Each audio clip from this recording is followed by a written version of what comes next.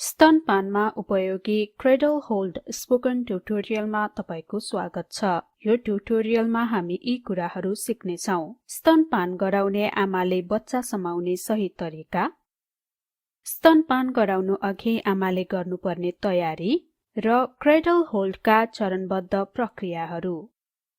ल अब सुरु गरौं। संसारभरिका आमाहरूले स्तनपान गराउँदा बच्चालाई विभिन्न तरिकाले समाउने गर्छन्।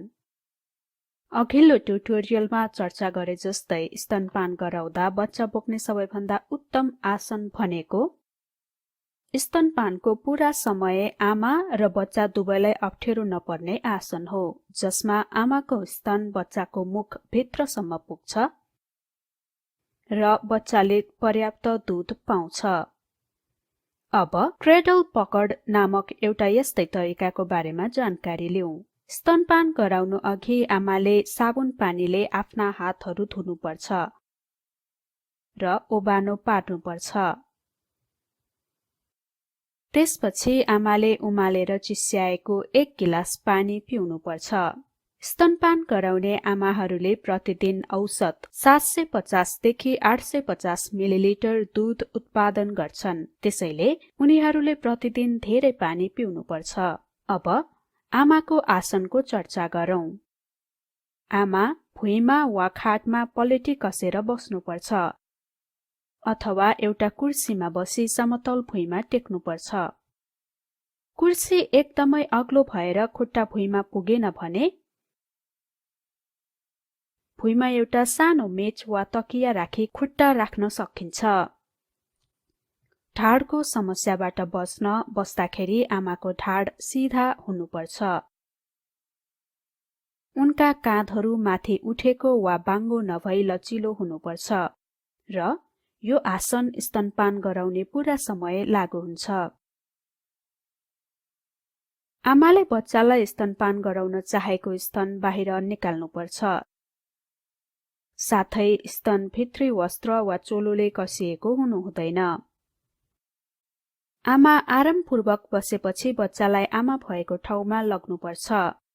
आमाले बच्चालाई आफूले स्तनपान गराउन चाहेको स्तनपट्टिको हातले समाउनुपर्छ। बच्चाको टाउको भने पाखुरो बाङ्गो हुने ठाउँ मतलब कुहिनोको भित्री भागमा अडिन पर्छ। सोही पाखुराले आमाले बच्चाको टाउको, गर्दन र शरीरमा आड दिनुपर्छ। यो चित्रमा आमाले आफ्नो दायाँ स्तनबाट स्तनपान गराउँदैछिन्, त्यसैले उनले आफ्नो दायाँ हात प्रयोग गरी शिशुको टाउको, गर्दन र शरीरमा आड दिएकी छिन् र बच्चाको टाउको दायाँ कुहिनोको भित्री भागमा अडिएको छ। यदि आमालाई बच्चा उचाल्न थप आड चाहिन्छ भने उनले बच्चाको मुनि आफ्नो काखमा एउटा तकिया राख्न सक्छिन्। याद गरौं, आमाले आफू निहुरेर कहिल्यै पनि स्तन बच्चा नजिक पुर्याउनु हुँदैन।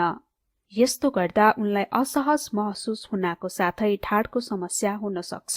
उनले सधैँ आफ्नो ढाड सिधा राख्नुपर्छ र बच्चालाई स्तनसम्म पुर्याउन उचाल्नुपर्छ। अब बच्चाको शरीर कसरी सही तरिकाले मिलाउने सिकौं। बच्चाको पेटमा आमाको शरीरको हल्का जोड पर्नुपर्छ।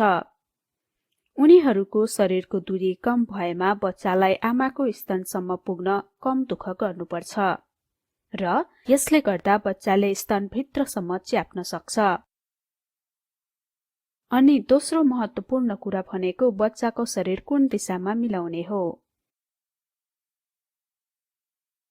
तपाईले यो याद गर्नु भएको छ होला, हामीले खाना खाँदा हाम्रो टाउको, घाँटी र शरीर सधैँ एउटै दिशामा पर्छन्, तर स्तनपानको क्रममा प्रायजसो आमाहरूले बच्चाको टाउको दायाँ बायाँ पुर्याउने गर्छन्। यसले गर्दा बच्चालाई स्तनपानमा असहज महसुस हुन्छ।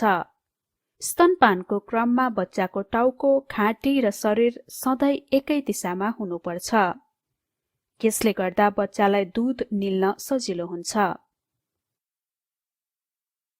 अब हामी बच्चाको शरीर मिलाउने तेस्रो कुरा जान्ने छौं। आमाले बच्चाको टाउको, घाँटी र शरीरमा आड दिनुपर्छ, अन्यथा बच्चालाई आमाको स्तन भित्रसम्म च्याप्न धेरै दुःख गर्नुपर्छ। अब हामी बच्चाको नाक र चिउँडो मिलाउने तरिका सिक्ने छौं। बच्चाको नाक सधैं स्तनको मुन्टोको दिशामा हुनुपर्छ र बच्चाको चिउँडो स्तनको अलि नजिक हुनुपर्छ। यसले गर्दा बच्चाले तल्लो एरियोलाको धेरैजसो भागमा मुख पुर्याउन सक्छ र त्यसैले गर्दा तल्लो बङ्गारोको प्रयोगले प्रभावकारी स्तनपान हुन्छ। कृपया यो याद राखौं, एरियोला स्तनको मुन्टो वरिपरिको गाढा घेरा हो। अब बच्चा उचित आसनमा रहेको छ। अब स्तनलाई कसरी समाउने सिकौं। आमाले आफ्नो खाली हातका औंलाहरू प्रयोग गरी स्तनको माथिबाट यू आकारको पकडमा समाउनुपर्छ। यो चित्रमा आमाले आफ्नो बायाँ हातले दायाँ स्तन समाउने छिन्। बुढी औंला र अन्य औंलाहरूका सही स्थान जान्न आमाको दायाँ स्तनको मुन्टोलाई खडीको बीचको भागसँग तुलना गरौं। आमाले आफ्नो बायाँ बुढी औंला यो खडीको 3 बज्ने स्थानमा राख्नुपर्छ। उनले आफ्नो बायाँ चोर औंला र माझी औंला भने 9 बज्ने स्थानमा राख्नुपर्छ। स्तन समाइरहेका आमाका औंलाहरू सधैं बच्चाको ओठको दिशामा हुनुपर्छ। किन? यसको लागि एउटा उदाहरण हेरौं। हामीले एउटा बडा पाउ या बर्गर खाँदा हाम्रो मुख र ओठ तेर्सो खुल्छन्। हामी एउटा ठूलो गाँस लिन बडा पाउ या बर्गर तेर्सो समाउँछौं। अहिले बुढी औंला र अन्य औंलाहरू ओठको दिशामा पर्छन्। यदि हामीले बडा पाउ या बर्गर ठाडो समात्यौं भने हामी ठूलो गाँस लिन सक्दैनौं। यसैगरी बच्चाको ओठको दिशा पनि याद गरौं। अहिले ओठ ठाडो छ, त्यसैले औंलाहरू स्तनमा ठाडो नै राख्नुपर्छ। यसले गर्दा बच्चालाई स्तनको मुन्टोको धेरैजसो भागमा मुख पुर्याउन सहज हुन्छ। बच्चाको ओठको दिशामा हुने बाहेक आमाका बुढी औंला र अन्य औंलाहरू स्तनको मुन्टोबाट 3 औंलाको दूरीमा हुनुपर्छ। हामीले बडा पाउ र बर्गर खाँदा जस्तै यदि एकदमै नजिक भए हाम्रा औंलाहरू नै बाधक भई ठूलो घाँस लिन कठिन हुनेछ। र एकदमै टाढा राखे पनि यो हाम्रो मुखमा अट्ने आकारमा बस्दैन। त्यसैले ठूलो घाँस लिन यसलाई सही दूरीमा राख्नुपर्छ। यसैगरी बच्चाको लागि स्तनको मुन्टोदेखि 3 औंलाको सही दूरी चित्रमा देखाइएको छ। यो दूरीले आमाका औंलाहरूले बच्चालाई स्तनको मुन्टोको ठूलो भागसम्म पुग्नबाट रोक्ने छैनन्। आमाले स्तनको मुन्टो मात्र थिच्दा कम दूध दिने हुनाले मुन्टोको घेरा तल रहेका ठूला दूधका नलीहरू पनि थिच्नुपर्छ, जसले गर्दा धेरै दूध बाहिर आउँछ र बच्चाको मुख उचित तरिकाले स्तनमा बस्न स्तनको आकार सही बन्नेछ। याद गरौं, बच्चाको चिउँडो नजिकको स्तनको मुन्टोबाट आमाको बुढी औंला 3 औंलाको दूरीमा हुनुपर्छ र उनका 2 औंलाहरू बच्चाको नाकतिरको स्तनको मुन्टोबाट 3 औंलाको दूरीमा हुनुपर्छ।